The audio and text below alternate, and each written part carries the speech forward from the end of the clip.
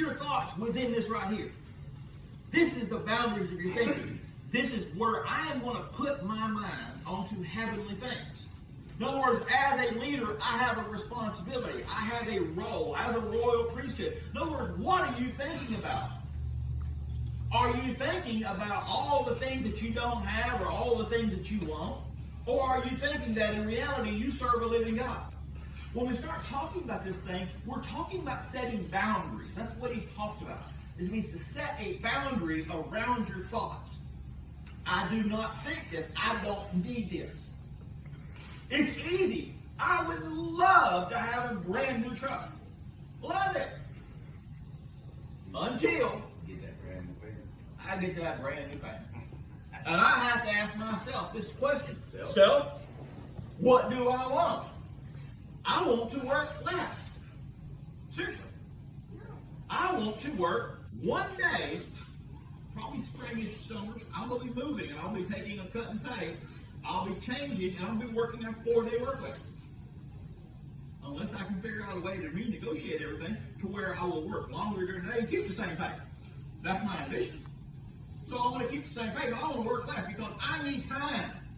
2 days a week is not enough. Already said 7 days a week is not enough for him to get a thing. He's got to get done.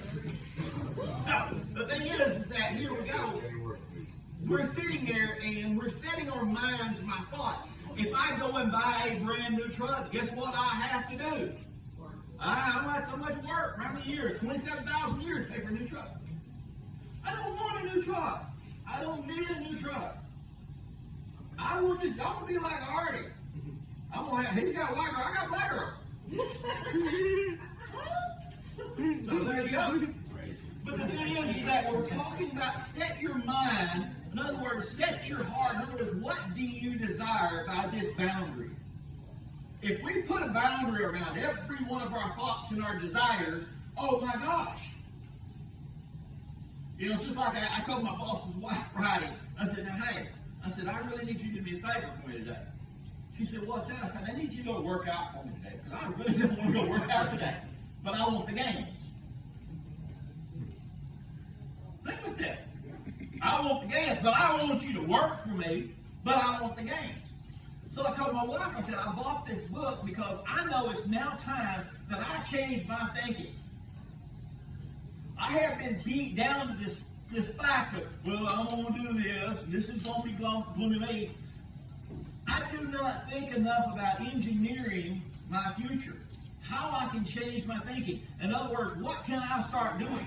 What boundaries do I need to learn? Because apparently I'm learning some, but I have not learned enough boundaries. So I'm learning. But the bigger question is that what do you do with wealth once you have wealth? Solomon said, make me neither rich nor poor.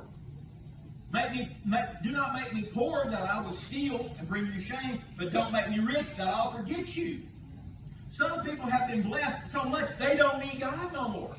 They got so much going in their life they don't need God no more. Man, I've got all this and I've got all this. Why do I need God? I don't want that. But by gosh, I would like to have enough to pay my bills. And to know that I don't have to worry. And I've got the plan for my wife. So now let's go to Jeremiah 29:11. For I know the plans I have for you, declare the Lord, plans to prosper you and not to harm you, plans to give you hope in the future. Now you remember this, we talked about this word, didn't we? Now, that is, what version is that? I do. So again, who has King James Version? I do. Somebody read it. For I know the thoughts that I think toward you, saith the Lord, thoughts of peace and not of evil, to give you an expected end. So, think about this. Let's break down this verse right here. Do you see the difference between the modern interpretation and the original interpretation? The modern interpretation is for what? Prosperity. The original interpretation is satisfaction or peace. Peace is satisfaction. Peace. The original interpretation is peace. It's from the root word shalom. It means peace. I am satisfied, Dory. You're I right. am. One version does sound like you're reading for prosperity, and that's what everybody picked up on, because that was a real big thing in Christianity, that verse there. Exactly. The thing is, but here's the problem. It is wrong interpretation. Prosperity is wishing for wealth. You wish to prosper. Well, look at the pastor. He's got the brand new Mercedes. I want that too. I've got to have it. I've said the worst thing about my job is this. I see stupid Rovers every day long, $200,000 plus cars. I get in one, I drive one, and somewhere along the line, I start seeing in my mind that is obtainable. All I got to make is a $12,000 a month payment. I can do this. You can have one too. It doesn't matter that your grandkids, David, will be paying for it. I don't care. But the thing is that we make it obtainable that you can have these things because we've been told that God wishes us to be prosperous. God says, I wish you to be at peace, even as your soul is at peace. Peace is being able to look at your house, to live in a storage building, and go, I'm cool with this. I'm cool with this because guess what? In 100 years from now, Michael, it ain't going to be here anyway. Even the best houses, unless they're taken care of and you spend a lot of money for them already and have to go through and redo all the plumbing and all that stuff right there, and it's still 100 years from now, guess what? You know, the thing is that what have you got? Because in 100 years, it ain't going to be yours.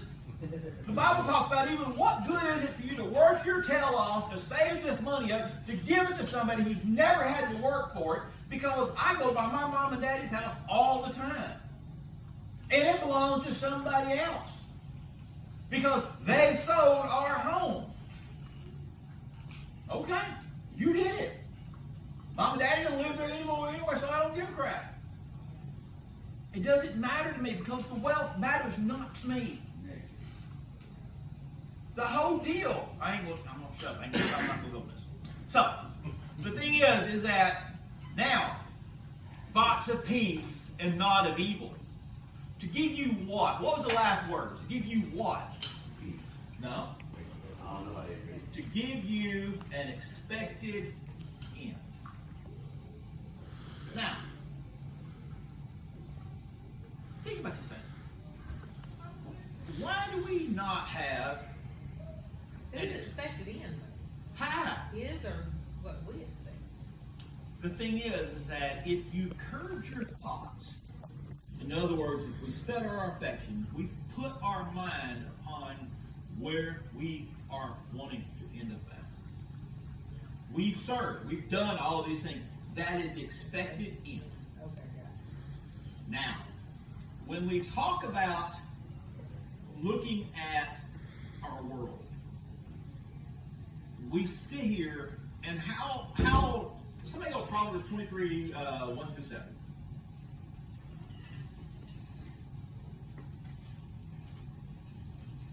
Now, I'll read the same verse until. When thou sittest to eat with a ruler, consider diligently what is before thee, and put a knife to thy throat if thou be a man given to appetite. Be not desirous of his dainties, for they are deceitful meat. Labor not to be rich. Cease from thine own wisdom. Wilt thou set thine eyes upon that which is not? For riches certainly make themselves wings, and they fly away as an eagle towards heaven. Eat thou not the bread of him that hath an evil eye, neither desire his dainty meats. For as a man thinketh in his heart, so he is. Eat and drink, saith he to thee, but his heart is not with thee. So basically what it's saying here is that watch what you're thinking. Watch what is guiding your thoughts. The ultimate thing that I'm going with all this thing, because everything of sitting here, does that not completely characterize society in a nutshell right here? All that are young people and old people, ourselves, we have sit there, and I was, like I said, I sit there and I watch this young guy walking the other day. I'm thinking about, how do you live in this house? How do you have this? Why did you make that decision? Why do you have this? Why do you have that? Why do you have this? The thing is that it's again, is what you set your mind upon is what you're going to be. It says, as a man thinketh in his heart. So what do you think in your heart? What do you desire? What happened? They locked themselves in the bathroom. In the room. Well, you get Y'all, A lot of somebody people- might have to go help